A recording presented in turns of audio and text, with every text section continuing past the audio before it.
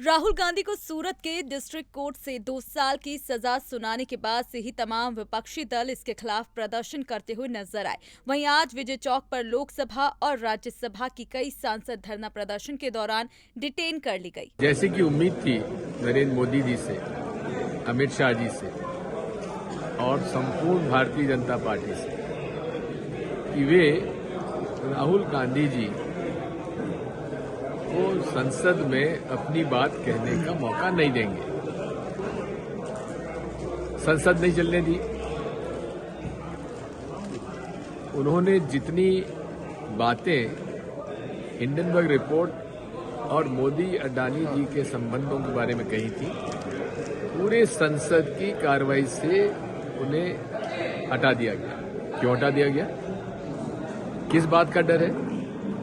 मोदी जी क्यों डरते हैं? मोदी जी की जुबान से आज तक इस विषय पर एक शब्द नहीं निकला। संसद में चर्चा नहीं करने दे रहे हैं, चर्चा नहीं होने दे रहे हैं। आखिर कब तक रोकिएगा? आप संसद में नहीं बोलने देंगे ना, मत बोलने दीजिए। जनता से बीच में जाने से रोकेंगे, वहां भी हम पर केस लगाएंगे, वहां पर भी हम पर झूठे प्रकरण बनाएंगे। बनाइए। कांग्रेस का एक एक कार्यकर्ता घर घर जाएगा और अपनी बात दृढ़ता से जनता तक पहुंचाएंगे। जितना हम पर मुकदमे बनाने हैं बना लो। आज जिस तरह की कन्विक्शन राहुल गांधी जी की हुई है, आज उनको पार्लियामेंट से डिस्क्वालीफाई कर दिया गया है। अगर राहुल गांधी जी के साथ ये हो सकता है तो देश के आवाम जो नॉर्मल आदमी है, क्या वो इस सत्ता के खिलाफ कुछ बोल सकते हैं? क्या वो भाजपा के खिलाफ कुछ बोल सकते हैं? क्या वो भ्रष्टाचार के खिलाफ बोल सकते हैं? अगर आज विपक्ष के एक लीडर को इस तरह से डिस्क्वालीफाई कर दिया जाता है सदन से, जिसका कोई औचित्य नहीं बनता है, तो ये एक लोकतंत्र में बहुत बड़ा धब्बा है और ये आने वाली कल की जो पक्ष और विपक्ष की परंपरा है उसके लिए बहुत ज्यादा खतरनाक साबित होगा। ये आज सत्ताधारियों को भी 20 बारी सोचना चाहिए था, जो उन्होंने नहीं सोचा। हम डरने वालों में से नहीं है, राहुल गांधी जी डरने वालों में से नहीं है। हम लगातार जेपीसी की मांग और अडानी घोटाले की जांच की मांग करते रहेंगे और अब इस मुद्दे को हम देश के हर कोने तक पहुंचाने का काम करेंगे। But in India, those who are running the government and the party, they do not believe in the principle of democracy. Rather, they are the worshipper of autocracy, and they are absolutely autocrats. Now we are under the regime of autocrat. This has been clearly, without any compunction, without mincing any word, I must say that this government is nothing but a autocratic government. But again, I must reassert on behalf of my party that Rahul ji is such a leader who cannot be cowed down by those coward people. They are coward, they are timid, they do not know how to face Rahul Gandhi. That is why they thought it prudent to throttle him, to subjugate him by any way whatsoever. That is why he has been disqualified. In the near future, he will be facing more punishment from this government. But Rahul Gandhi ji is an intrepid political personality who believes in the politics of people, who believes in the politics of democracy, who believes in the politics of people's power. So Rahul Gandhi cannot be cowed down by this government. Shocking decision by the Speaker, and it has the influence of the Prime Minister Narendra Modi.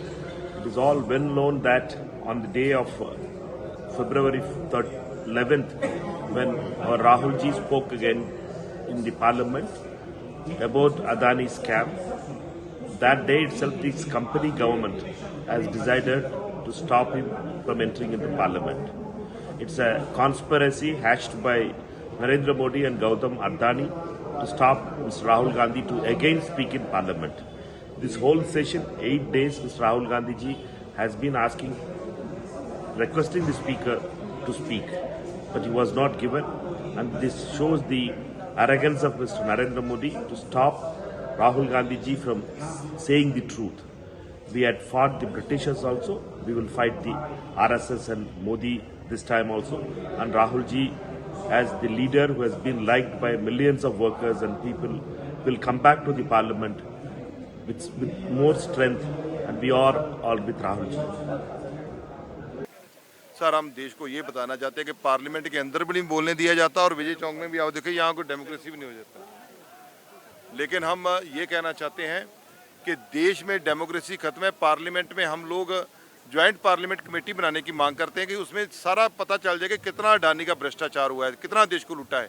लेकिन सरकार वो बनाना नहीं चाहती, जबकि parliament committee में सबसे ज़्यादा member उनके बनने हैं। सरकार डेमोक्रेसी को ख़त्म कर रही है, संविधान को ख़त्म कर रही है और डिक्टेटरशिप और अनअलानी हुई इमरजेंसी लगी हुई है देश के ऊपर। संसद में चलने दें, वही शोरगुल करें जो काम विपक्ष का था वो कर रहे हैं, विपक्ष को बदनाम बोलने को अवसर दिया जा रहा संसद में, न बाहर बोलने को। तो बाहर बोलो, बयानबाजी करो तो केस हो जाता है, संसद के अंदर बोलने नहीं दिया जाता, तो विपक्ष क्या करेगा? विपक्ष का मुंह बंद करने की, गला घोटने की तैयारी है। सर, हम देश को ये बताना चाहते हैं कि पार्लियामेंट के अंदर भी नहीं बोलने दिया जाता और विजय चौक में भी आओ देखिए यहाँ कोई डेमोक्रेसी भी नहीं हो जाता। लेकिन हम ये कहना चाहते हैं कि देश में डेमोक्रेसी खत्म है। पार्लियामेंट में हम लोग ज्वाइंट पार्लियामेंट कमेटी बनाने की मांग करते हैं कि उसमें सारा पता चल जाए कि कितना अडानी का भ्रष्टाचार हुआ है, कितना देश को लूटा है।